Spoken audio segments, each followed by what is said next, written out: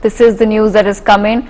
We will try to take this conversation forward. With me on the broadcast is Savio of the BJP, Bikramjit Pasi of the Aam Aadmi Party, Sharad Kohli also with us, and Gautam Mukherjee, senior journalist, also with us on the broadcast. Okay, all right. I've heard both the BJP and the Aam Aadmi Party. I want to bring in Sharad into the conversation. Sharad, when you read what was it that was offered by the central government, do you feel that maybe somewhere it is in fact getting lost in translation? What is it that the farmers want? What is it that the centre is proposing? Because we've seen that happen with the farm laws as well. There was a whole slew of people who said that the farm laws will in fact be great for farmers, but the farmers did not budge. They said absolutely not.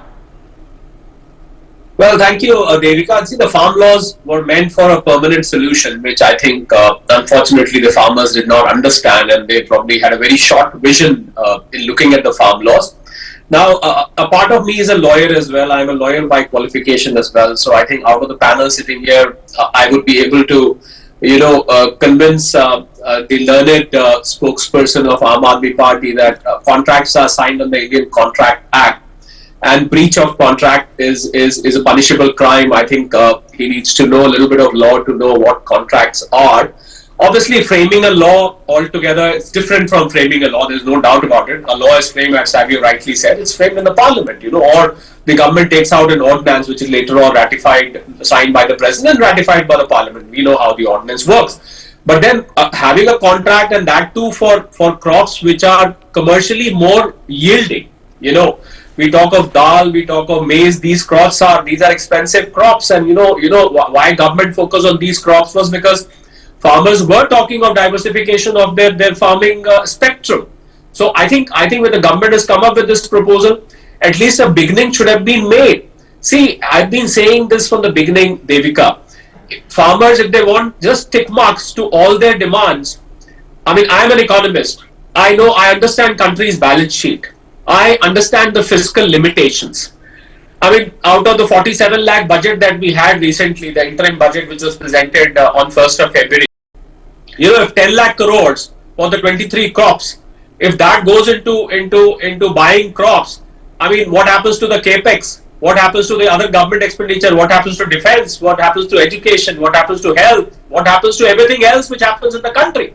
How will that happen? So I think the farmers, somehow they need to understand that you should demand something which is feasible, which is fiscally feasible. I'm taking out a new term today. It is not fiscally feasible. And look at the timing now. The parliament has ended the term.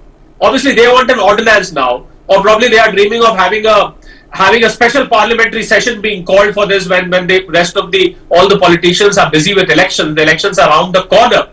I think that first of all, the timing of the demands is wrong from two perspectives. One, because the parliament has ended. Two, it smells of politicization, because you are asking it at this time. There is a clear stink of politics behind this whole drama which is happening there. So that's my first point. Second, I feel that the demand of say for example, 10,000 rupees pension per month for all. Its pensions are very good.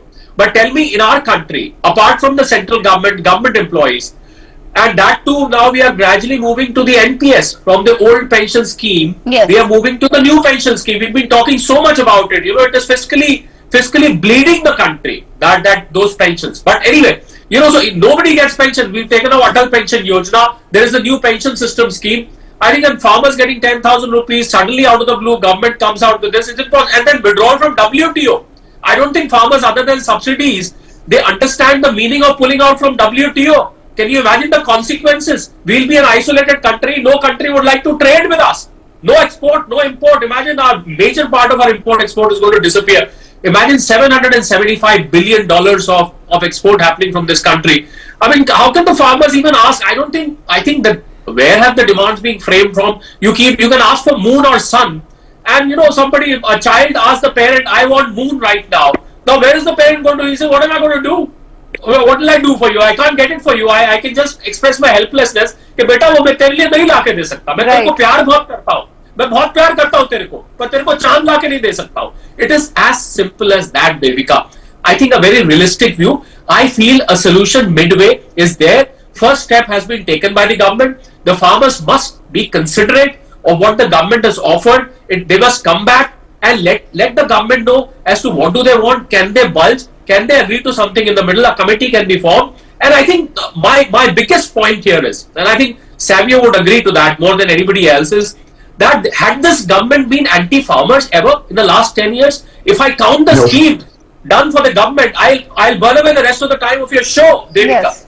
You know, has the government been anti-farmer? Has the government been ignorant of farmers' interests? The answer is a big no. What I fail to understand is, why are the farmers sidelining all the good things which have been done to them, including PM Kisan Nidhi, which is direct benefit transfer of cash being deposited directly. छोड़ो सब कुछ यार, छोड़ो MSP, छोड़ो सब कुछ, ये लो पैसा लो तुम सीधा. और क्या कर सकते हैं? अब तो जान निकाल के दे सकते हैं. We are not that rich a country. I am sorry, Devika, to say this as an economist.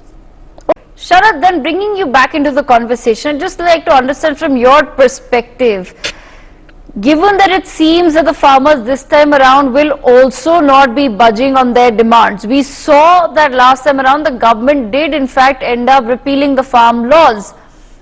Has the government then somewhere even set a precedent for itself in terms of its own method of negotiation, and also really explaining to the farmers what it means? Because like I said, there's a lot being lost in translation here.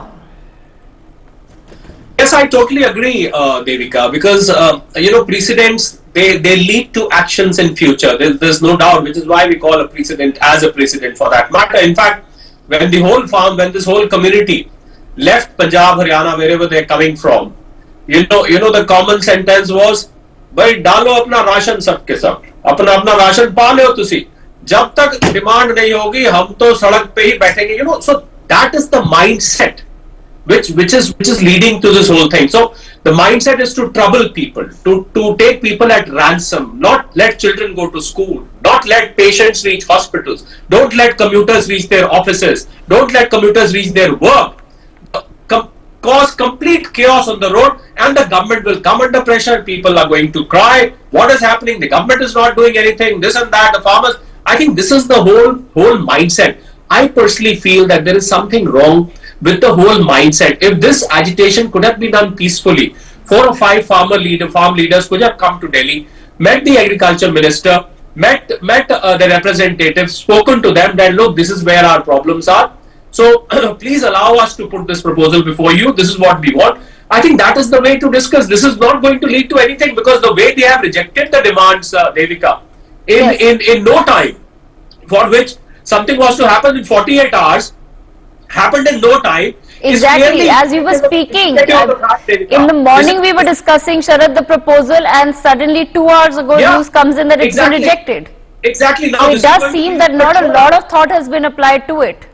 This is going to lead to a showdown, Devika, now. Now government will have to make sure that these people have to move from there, because you cannot tolerate this forever. So this is going to be a showdown now. These people have come prepared for a showdown, but at what cost? Okay. Look at the cost.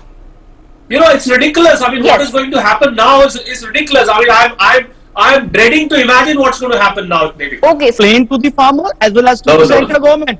And kindly, Mr. Kohli, you have stated so many things. Kindly listen one thing. Are farmers getting proper price of their crops? What are you saying? When in India the corporates has got such a big chunk of the economy, and then farmers are not. The debt of the corporates have been NPA so many times. Okay. Okay. Very valid point. Okay. Bikram Basi, very valid point. Very valid point. Kindly be fair. With the salary. No NPA has been waived off. Mr. Kohli, kindly listen. That's wrong. Chaos has been created by Haryana government. Okay, Bikram Basi. Okay, I've completely run out of time. I've completely run out of time. The conclusion of the day has been that the farmers have rejected the proposal by the centre. They've said that they will once again resume their protest, the Delhi Chalo protest. Hopefully, the centre will be able to make a breakthrough with the farmers, and some sort of a fiscally feasible decision can be taken, which can be in the favour of farmers and in the favour of the economics of the nation as a whole. On that note, I step into a very short break.